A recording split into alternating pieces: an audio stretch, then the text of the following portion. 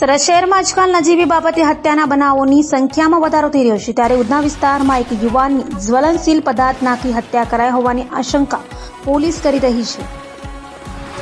સુરત શહેરમાં રોજ સવાર પડે કોઈના કોઈ કારણસર હત્યાના બનાવોની સંખ્યા વધી રહી છે, ત્યારે ઉધના વિસ્તારમાં આવેલ લક્ષ્મીનારાયણ ઇન્ડસ્ટ્રીયલ રોડ પાસેના ખુલ્લા મેદાનમાંથી એક 40 વર્ષની આસપાસના ઈસમની લાશ મળી આવી છે. તેના પર જ્વલનશીલ પદાર્થ નાખી તેની હત્યા કરાઈ હોય તેવી આશંકા હાલ તો પોલીસ કરી રહી છે. આ મૃત્યુ પામનાર યુવક કોણ છે અને તેની હત્યા કોણે અને શા માટે કરી છે તેની તપાસમાં પોલીસની વિવિધ બ્રાન્ચ લાગી છે અને વધુ તપાસ ઉધના પોલીસ કરી રહી છે. આજે અહીંયા આગળ જે લક્ષ્મીનારાયણ ઇન્ડસ્ટ્રીયલ રોડ નંબર 1ની બાજુમાં ખુલ્લો પ્લોટ આવેલો છે, ત્યાં આગળ એક ડેડ બોડી મળ્યા બાબતનો કંટ્રોલ મારફતે ઉધના પોલીસ સ્ટેશનને કોલ મળતા તાત્કાલિક અમારી પોલીસની ટીમો અહીંયા આગળ પહોંચી ગયેલ છે. એક ડેડ બોડી અહીંયા આગળ મળી આવેલી છે. જે બોડી છે એની ઓળખ થઈ ગઈ છે. જે મરણ જનાર છે એમનું નામ સંતોષ કુમાર ગાંધી નાયક, ઉંમર વર્ષ 38, જે મૂળ ગંજામ ઓરિસ્સાના વતની છે. એમની આ ડેડ બોડી છે એમના ભાઈ દ્વારા જાહેરાત કરવામાં આવેલી હતી.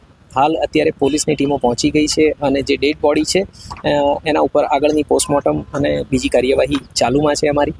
અને જે મરણ જનાર છે એ લગભગ 20 વર્ષ કરતાં વધારે સમયથી સુરત ખાતે આવી અને સંચા મશીન ઉપર કામગીરી કરી રહ્યા હતા, એ હકીકત અમારા ધ્યાને આવેલી છે. હાલ આ બાબતે અકસ્માત મોત દાખલ કરી અને પોલીસની ટીમ આગળનું ઇન્વેસ્ટિગેશન કરી રહી છે. જે સીસીટીવી કેમેરાસ છે, ડોગ સ્કોડ હમણાં આવી જશે.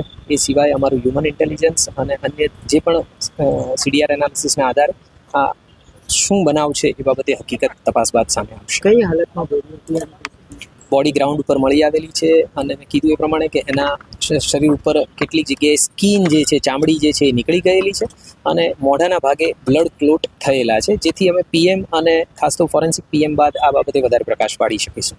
એના હાથે કોઈ માણસ ગયો તો કોઈ હા, એ બાબતે મેં કીધું એ પ્રમાણે હાલ અમે સીસીટીવી અને હ્યુમન ઇન્ટેલિજન્સ મારફતે તપાસ કરી રહ્યા છીએ.